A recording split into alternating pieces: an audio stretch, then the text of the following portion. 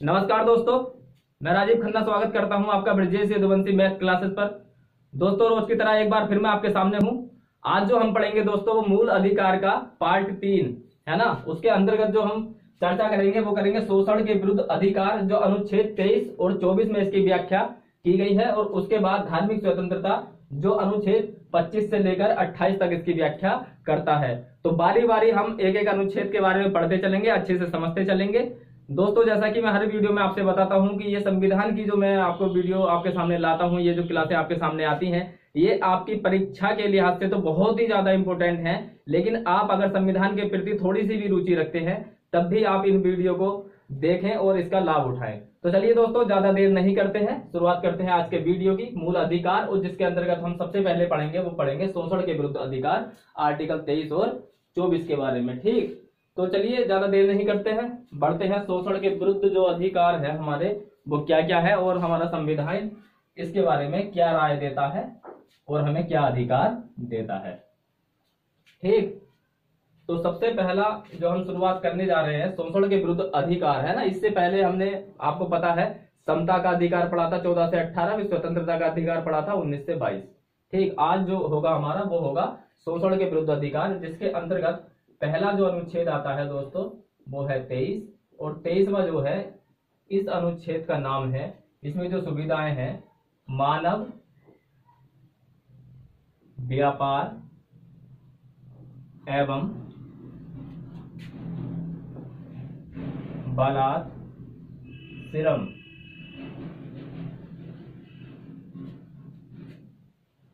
का प्रतिषेध।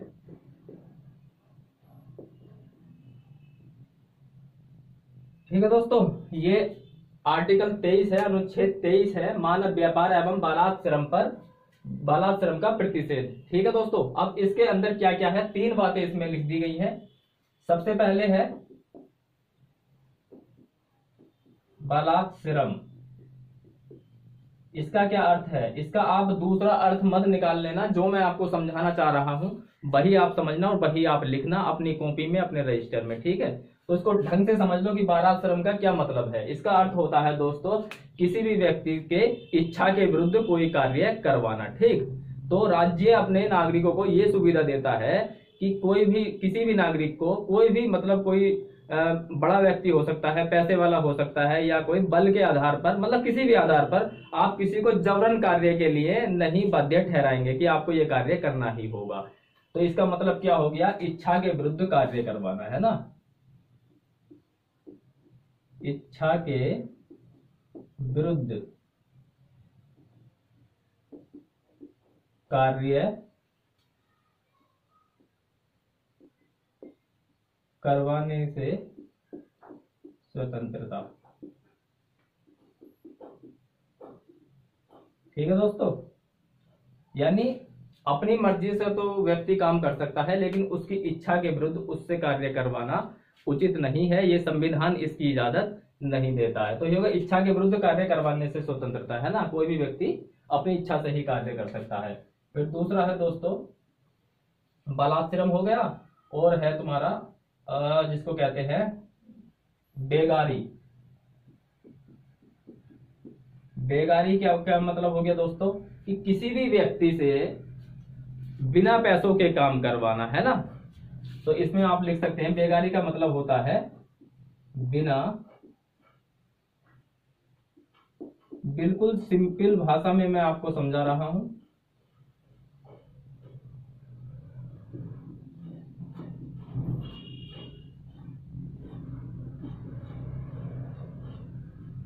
बेगारी का अर्थ हो गया बिना पैसों के कार्य करवाना, है ना। तो आप अगर किसी के पास काम करने के लिए जाते हैं तो वो आपको पैसे देगा ही देगा, है ना। अगर आप दोस्ती में जाते हैं वो आपका पर्सनल मामला है, लेकिन ऐसा नहीं है कि कोई मतलब बलवान व्यक्ति बल के जोर पर या किसी और जोर पर किसी से भी उसको, मतलब किसी भी व्यक्ति को ले आया और उससे काम करवा लिया, उसको पैसे नहीं दिए। तो ऐसा नहीं होगा, संविधान इसकी इजाजत नहीं देता है कि बिना पैसों के कार्य नहीं करा सकते। और तीसरा जो है दोस्तों, इसमें आता है दोस्तों मानव व्यापार।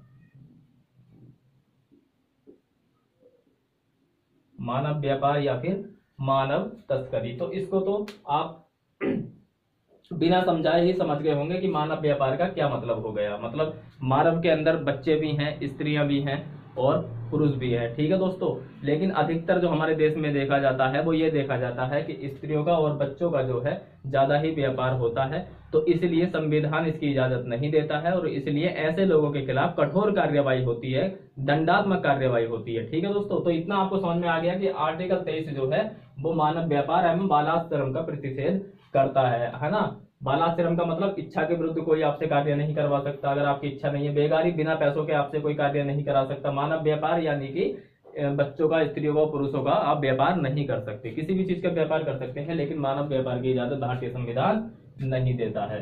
तो ये 3 प्रकार के अधिकार थे दोस्तों जो प्रत्येक नागरिक को, भारत के प्रत्येक नागरिक को उपलब्ध है और इसकी इजाजत हमारा संविधान भी देता है, ठीक है। फिर उसके बाद में है अनुच्छेद 24, ठीक है दोस्तों। तो इसका मतलब क्या है ये तो आप वैसे ही लिख लेना जो मैं आपसे आपके सामने बोल रहा हूं कि बालकों से कारखानों में, उद्योगों में या फैक्ट्रियों में आप कार्य नहीं करवा सकते। और इसमें बालक की जो परिभाषा दी है दोस्तों वो है 14 वर्ष से कम, 14 वर्ष से कम, है ना। तो आपने फैक्ट्रियों के बाहर भी बोर्ड लगा हुआ देखा होगा कि 18 वर्ष की आयु से नीचे के बच्चों का प्रवेश वर्जित है ना। लेकिन दोस्तों हमारे संविधान में बालकों की परिभाषा 14 वर्ष दी गई है ना।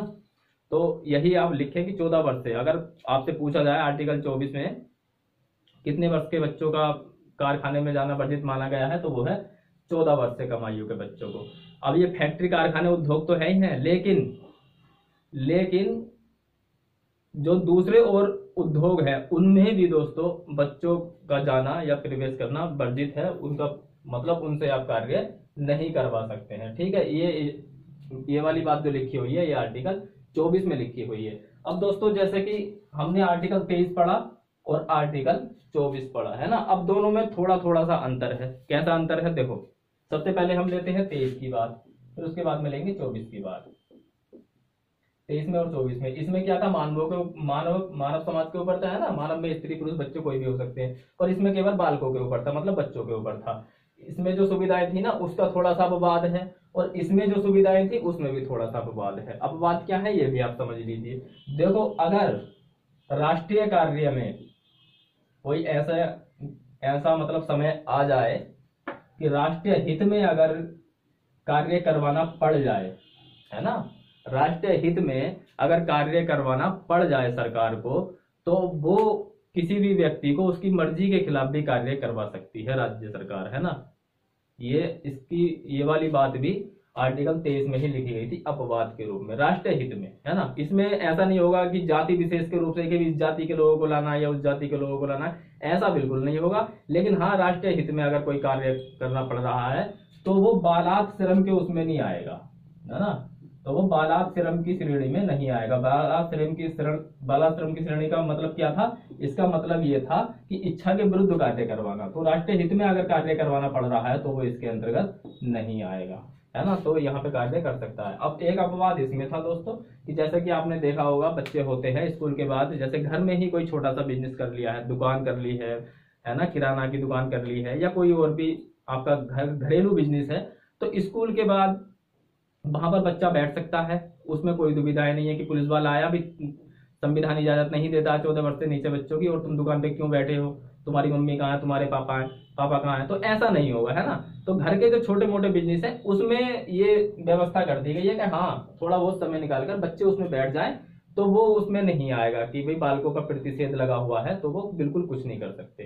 तो ये थोड़े थोड़े दोनों अपवाद हैं, ये भी आप चाहे तो लिख लें चाहे ना लिखें। तो इसी के साथ हमारा जो शोषण के विरुद्ध अधिकार था ये खत्म हो गया, और उम्मीद करता हूं दोस्तों ये आपको अच्छे से समझ में भी आया होगा। दोस्तों समझ में आ रहा है, वीडियो पसंद आ रहा है, वीडियो को अभी से लाइक करें और अभी से कमेंट करें, क्योंकि मैं आपसे कहते कहते थक गया हूं कि आप अपने सुझाव मुझे कमेंट में दीजिए ताकि मैं समझ सकूं, ठीक है, आपके बारे में थोड़ा जान सकूं।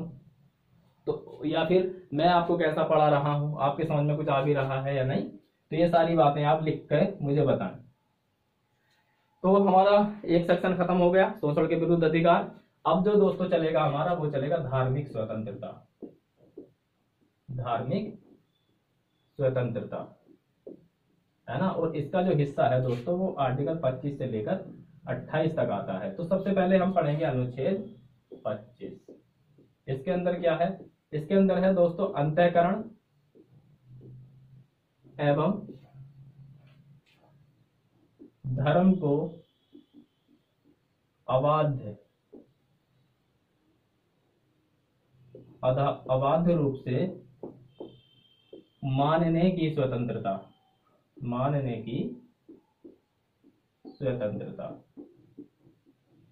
ठीक है, अब इसका क्या मतलब हुआ, देखो धर्म को अबाध्य रूप से मानने की स्वतंत्रता मतलब आप बिना किसी के बाध्य ठहराए हुए किसी भी धर्म को आप अपने मन मर्जी के मुताबिक मान सकते हैं। लेकिन जब ये आर्टिकल जोड़ा जा रहा था तो उस समय एक संविधान सभा में महिला सदस्य होती क्या थी राजकुमारी अमृता कौर। आपने नाम सुना होगा, जो अमृता कौर थी वो संविधान सभा की सदस्य थी और जिस समय यह आर्टिकल जोड़ा जा रहा था उसी समय उन्होंने इस आर्टिकल को जोड़ने के लिए विरोध जताया था।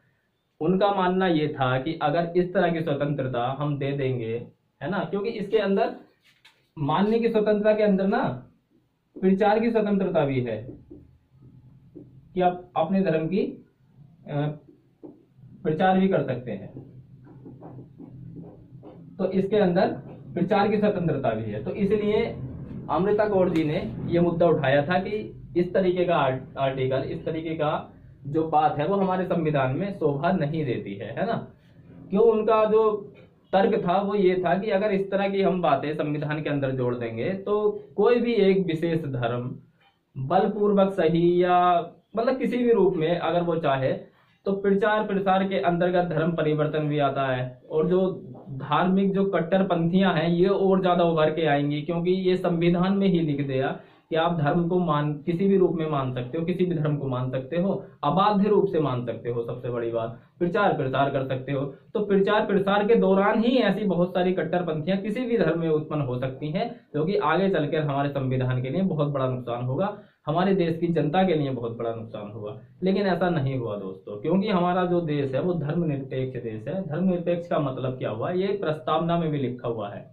धर्मनिरपेक्ष का मतलब यही होता है कि राज्य का अपना तो कोई धर्म नहीं होगा, लेकिन वो सभी धर्मों का समान रूप से सम्मान करेगा, जो सेवाएं होंगी वो समान रूप से वितरण करेगा। ऐसा नहीं है कि किसी एक धर्म को ऊपर उठाए और किसी एक धर्म को नीचे गिराए, ऐसा बिल्कुल नहीं होगा। राज्य का कोई धर्म नहीं होगा, लेकिन वो समान धर्मों का समान रूप से पालन करेगा, सभी धर्मों का। खैर, राजकुमारी अमृता कौर जी ने ये बात मुद्दा उठाया तो था, लेकिन ये दबा दिया गया था और ये आर्टिकल जोड़ दिया गया था, और इसीलिए आज हम इस अनुच्छेद को पढ़ भी रहे हैं। तो इसका मतलब यही है दोस्तों कि आप जो है प्रचार प्रसार भी कर सकते हैं। अब दोस्तों प्रचार प्रसार के अंतर्गत कई मामले देश में आए। देखो ये शायद आपकी परीक्षा में आए या ना आए वो तो खैर मुझे नहीं पता, लेकिन दोस्तों अगर आप थोड़ा सा ज्यादा समझ लेंगे तो इसमें कुछ नहीं जाता, 1-2 मिनट एक्स्ट्रा अगर खर्च हो भी रहा है तो दोस्तों जब ये प्रचार का मामला मतलब सामने आया कि प्रचार भी कर सकते हैं, जब संविधान लागू हुआ ही हुआ था, है ना, तो केरल में, आंध्र प्रदेश में, उड़ीसा में बहुत सारे ऐसे दंगे हुए, बहुत सारे ऐसे फसाद हुए इसी को लेकर के।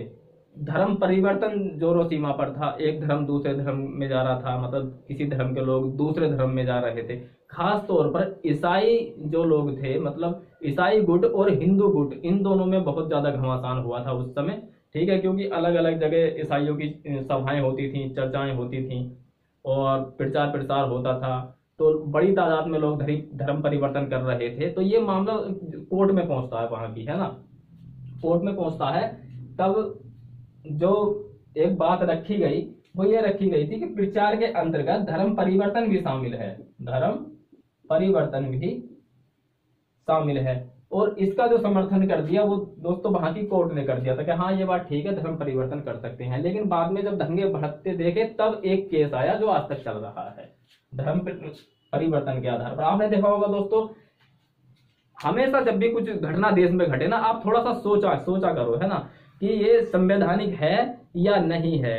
केस अगर सुप्रीम कोर्ट में जा रहा है या हाई कोर्ट में जा रहा है, वो संवैधानिक है या नहीं है, संविधान इसकी इजाजत देता है या नहीं देता है। तो यहीं से जब जिज्ञासा आपके अंदर उठेगी ना, तब आपको संविधान जानने में और ज्यादा रुचि आएगी। ठीक, तो आपने इस समय जो देखा होगा, ये देखा होगा धर्म परिवर्तन की घटनाएं बहुत हो रही हैं, तो कोर्ट में भी केस चल रहा है, और एक तरफ आप देख रहे हैं कि लोग अपनी मर्जी से ही धर्म बदल रहे हैं, वहां पर केस नहीं चल रहा।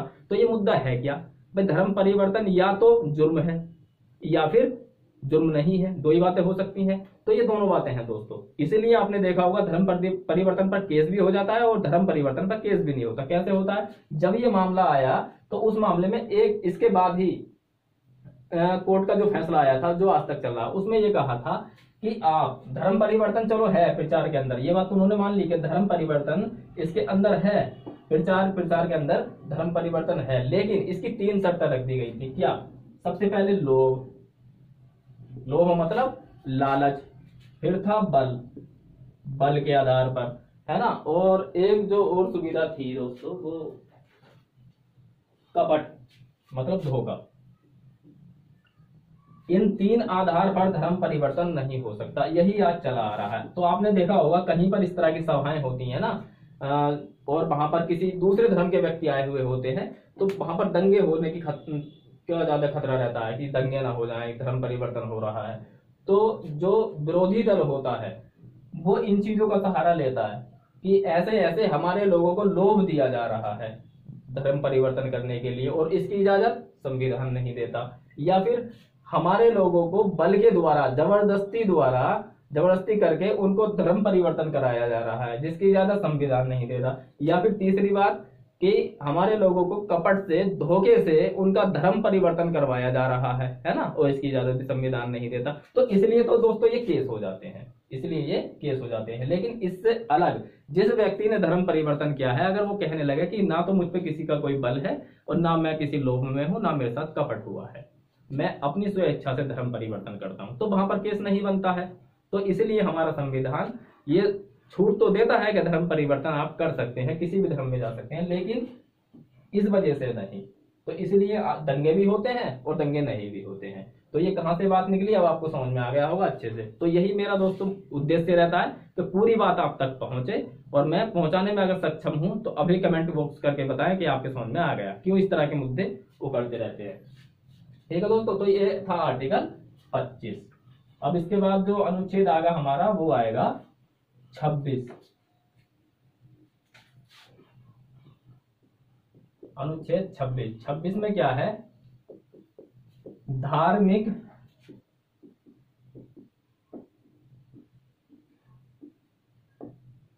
कार्यों के प्रबंध की स्वतंत्रता।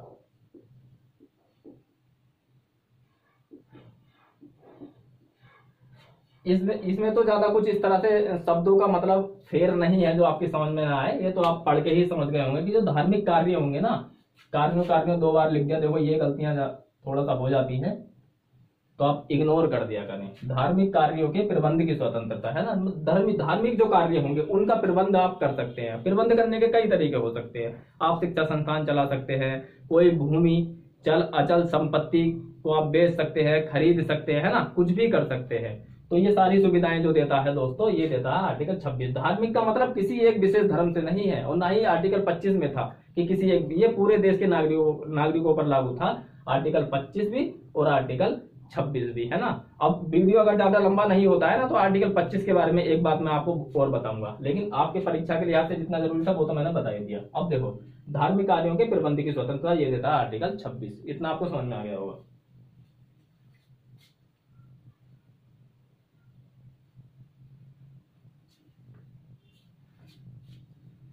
अब अनुच्छेद 27, अनुच्छेद 27 ये राज्य सरकार के लिए है ना, कि राज्य किसी भी विशेष धर्म के प्रोत्साहन के लिए, मतलब उसकी वृद्धि के लिए भारतीय नागरिकों से कर नहीं लेगा। कर है ना, जो टैक्स होता है, कि किसी भी धर्म के प्रोत्साहन के लिए। तो आपने देखोगा कई प्रकार के टैक्स होते हैं, इनकम टैक्स होता है, कृषि टैक्स होता है, और क्या नाम है, रोड टैक्स होता है, कई तरीके के टैक्स होते हैं और हर भारतीय नागरिक टैक्स देता ही है। लेकिन दोस्तों ये जो धार्मिक कर है ना, धार्मिक कर इससे जो स्वतंत्रता देता है ये हमारा आर्टिकल 27 ही है ना, कि कोई भी राज्य सरकार अपने नागरिकों पर किसी भी धर्म विशेष के प्रोत्साहन के लिए कर के लिए बाध्य नहीं ठहराएगी किसी भी नागरिक को कि इस धर्म के लिए टैक्स दो। तो ये स्वतंत्रता कौन देता है, आर्टिकल 28 देता है, 27 देता है, सॉरी। अब उसके बाद आते हैं तो अंतिम आर्टिकल, अनुच्छेद 28